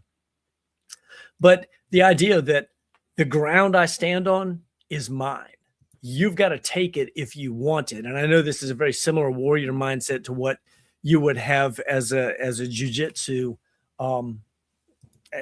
champion, a national champion you are, right? Yes. But the ground that I stand on is mine. And if you want it, you're going to have to come take it. And I'm not giving it up easily. And so this is part of, as men, having this attitude of maintaining my place and developing my place and growing in my place to expand this holding. And I'm not simply going to acquiesce or roll over for anybody else that's out there. And that should be the mindset of any king, the mindset of any patriarch, the mindset of any man. And we've got too many men who are willing to farm it out. I let somebody else do it. Don't worry about it. And that's actually, unless you just have, stupid money, in most cases, it's laziness, right? And don't be lazy. be willing to get out there and work, be willing to get out there and do what it takes to grow your kingdom and conserve your resources and put them in hard assets that you can put away, right? Pete, So you know, good you thought. mentioned earlier, and this bounds to what you've said earlier about when you do something, who do you do it for? Hmm. Now, you should never do something for your wives. Now, if this is very careful. People should not misunderstand me. You should do things in honor of your king, the Messiah.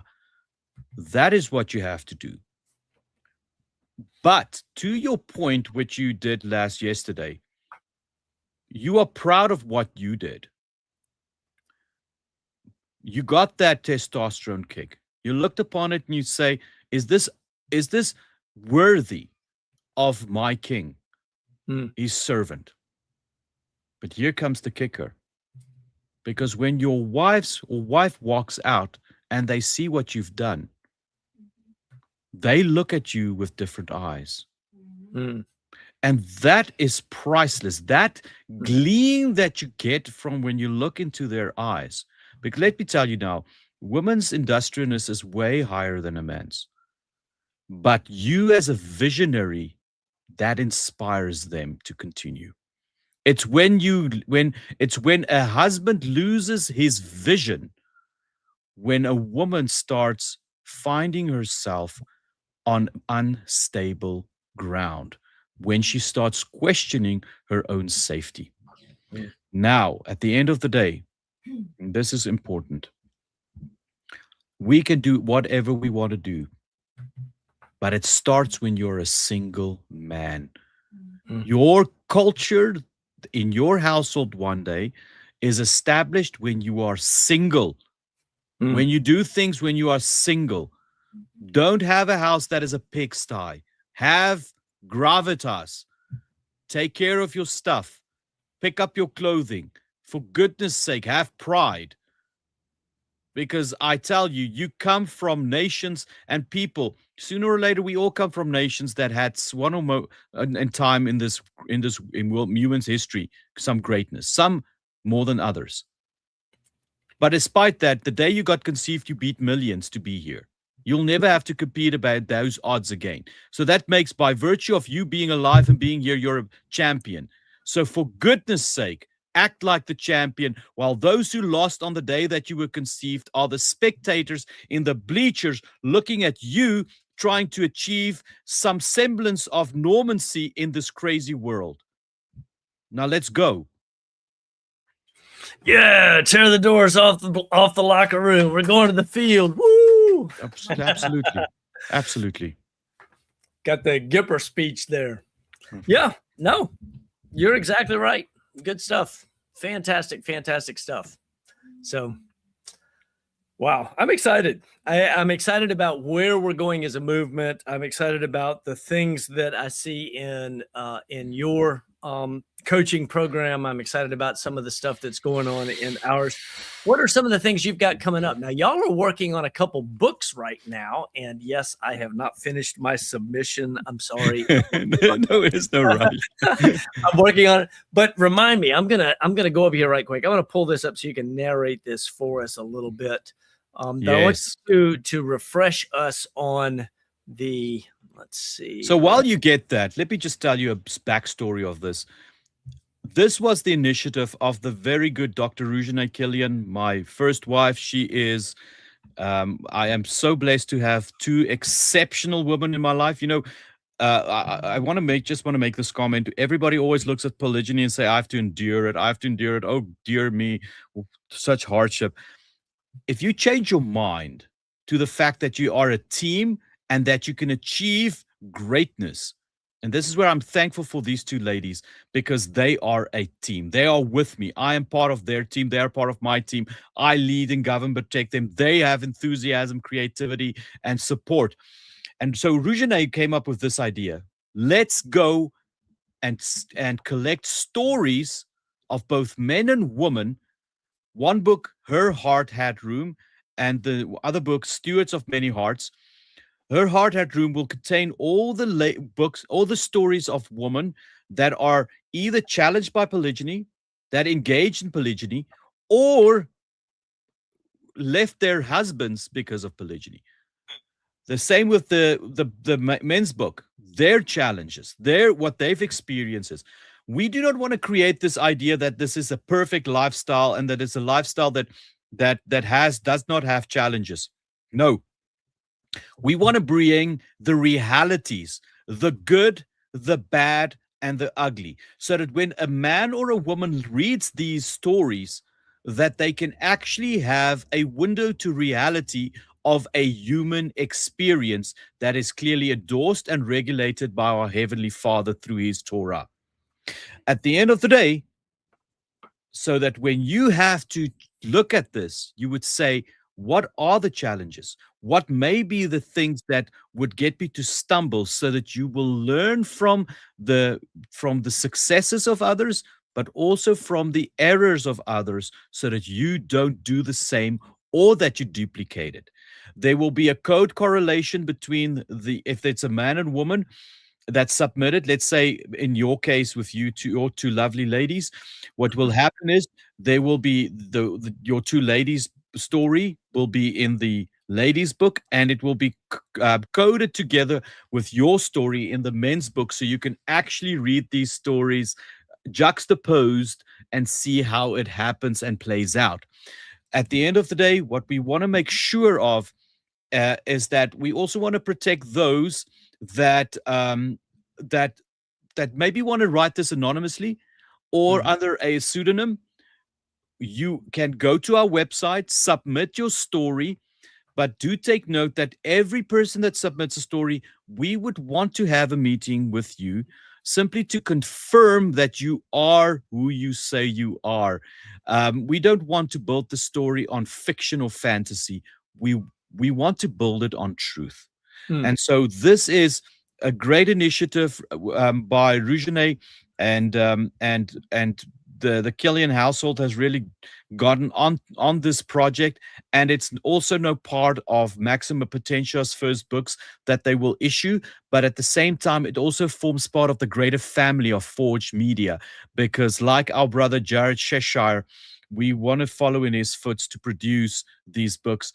And so for those who listen in, get involved, go to our website, submit your stories. If you have a husband or an ex-husband or an ex-wife that have divorced you in this process, get them connected as well, because we want their story as well. We want to make sure that we get theirs. It's going to be quite interesting to get their submissions as well. But yes, that is what we want to see achieved through this initiative. So yes, both of my ladies are working on their stories respectively. I know that I started and I have not finished. I've got to put that on my short list hopefully this week. But yeah, I am super excited about this project and where it can go. And I'm honestly jealous I didn't come up with the idea, because this is brilliant. Well, it's a smarter person than you and I probably put together that came up with this idea. I can tell you that. So yeah, I think it's a brilliant idea. I'm really, really excited about it. Other book recently just released is a book titled Along Came My Friend. It's volume 1 by Rachel Jacobs. Along Came My Friend by Rachel Jacobs. It is it is a fictional, but it's really looking at polygyny and looking at Torah from a positive side, because so often everybody's looking at the negative side and the challenges and the struggles, and instead this is from very much decidedly a positive side, and the benefits and the beauty of it and all of that. That's another book. It is now available, I believe, on Amazon. It's worth looking up. Isn't it? This book is also part of a series, Pete. Am I correct? It is part of a series, as I understand it. The next volume is in the works. I know this, the tail end of it, I got to read it before it got published. The tail end of it is a cliffhanger, which automatically, and it's listed as volume 1, so it automatically implies that there's another one coming behind it. It was originally published as a series on our patron, and so periodically a chapter would come out. Periodically, with chapter, well, it's now available in paperback as a full all-in-one volume. It's about 260 pages, and I thoroughly enjoyed the story as we read through it the first time, and can't wait to hold a copy of it in our hands. We have not seen a copy yet. We're waiting for it. I know Dr. Kilian wrote it as well, and she just loved it. I know she just finished it, I think, what, a week or two ago.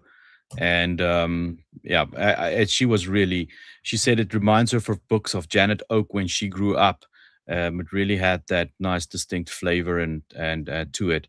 So yeah, we need more of these, Pete. We need more of this. Yeah, a quick peek at what you're looking for on Amazon. This is the book that I'm talking about right here. And I think somebody just put a link into the chat. I will post that here. But Along Came My Friend, Volume 1. So right here on Amazon.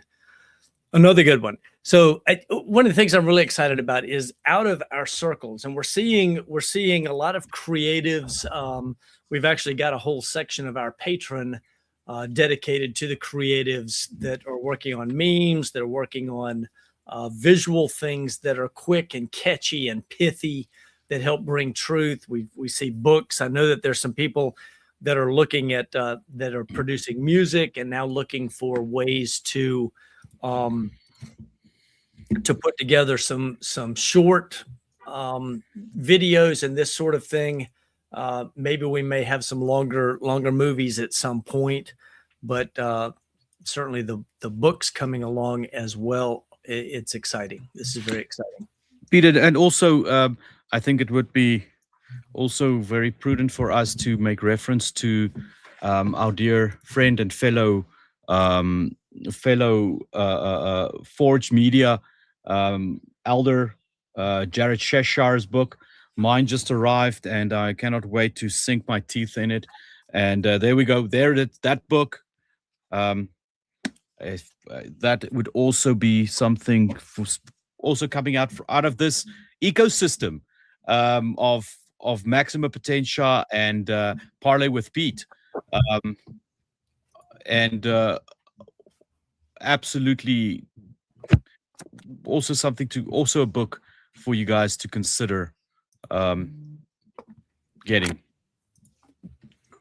Yeah. So this again is where men in their domain are sharpening their craft and then turning their craft and utilizing it for the purpose of building kingdom and for the purpose of expanding truth and pushing things out there. And this is where men are doing what men are supposed to be doing, right?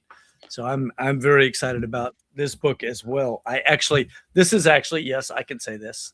I have video evidence to this effect. This is the first copy, and it is actually signed by all of the Forge Media team, and was sent here. I was blessed in that regard. So exciting. And that happened at the conference. That's right. Take it back to the top, the Kingdom Restoration Conference. So very good, very exciting. And Pete, if I may, just one last comment here.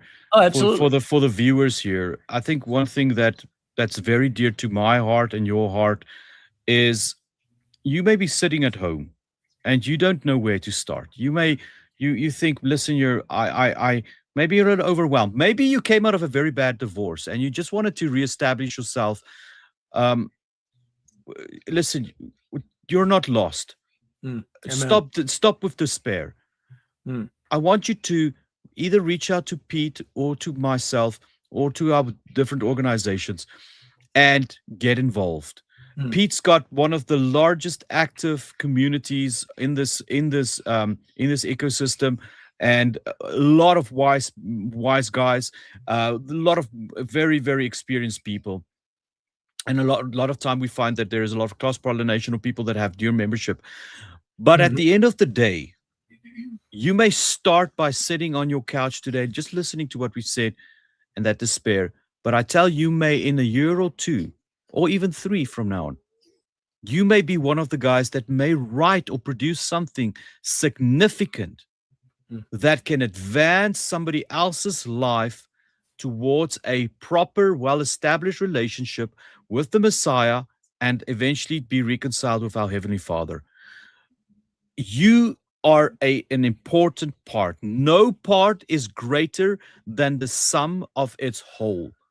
No part is greater than the sum of its whole. Mm-hmm.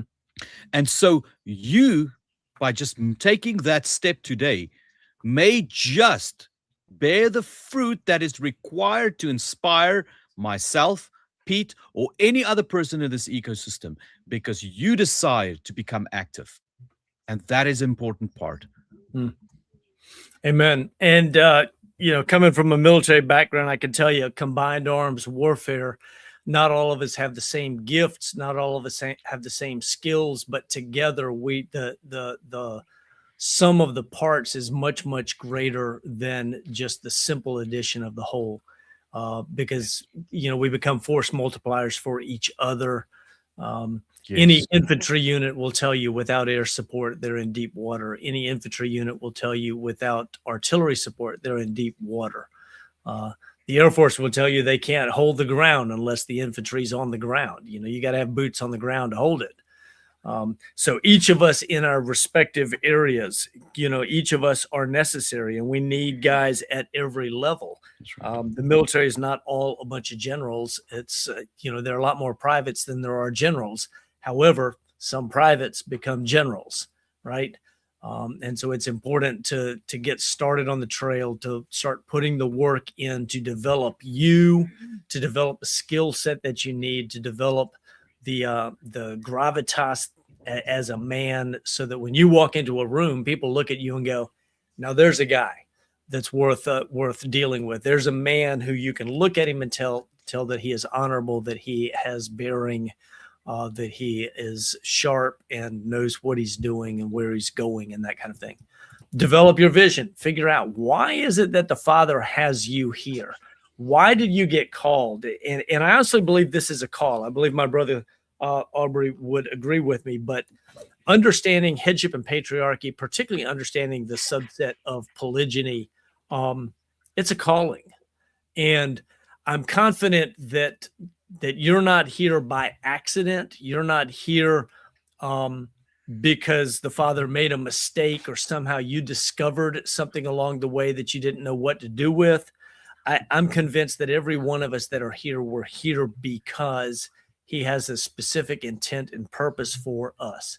And so what you need to do is you need to pursue him, and you need to figure out, what is it that your purpose and intent is? Why does he have you here? And then how can you be used or useful to him in the kingdom? How can you be of value to him in the kingdom? And then get about doing what it is that he's called you to do. So absolutely, I'm very excited about where we're going, the men that we're working with. Very excited about each of the ones that are right here in the chat, as well as those who will see this.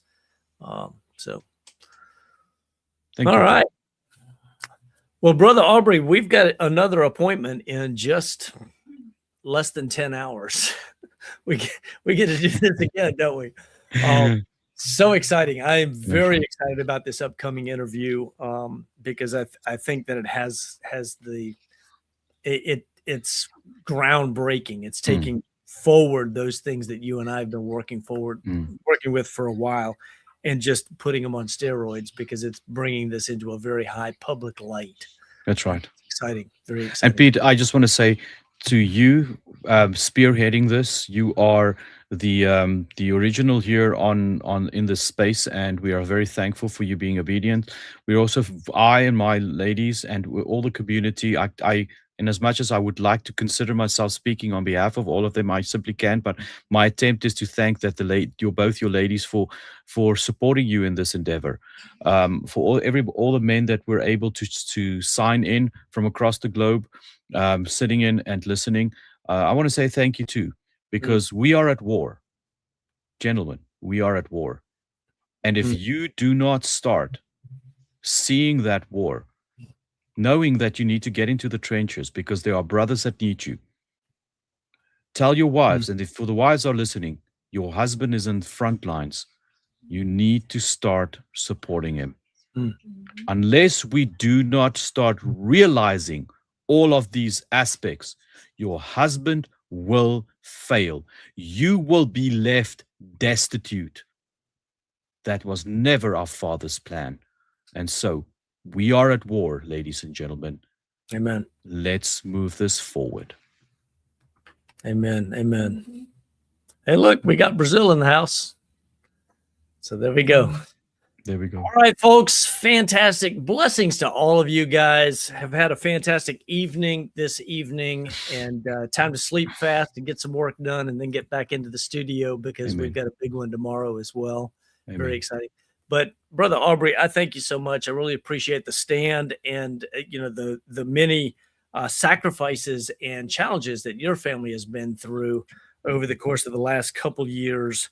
But I'm telling you, you keep at it, you keep hanging in there, and I really appreciate what y'all are doing.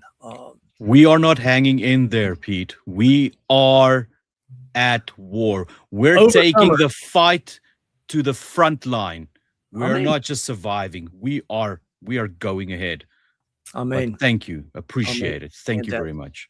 Fantastic. Appreciate that. Thank you, sir. All right, folks, for King and Kingdom, we bid you shalom.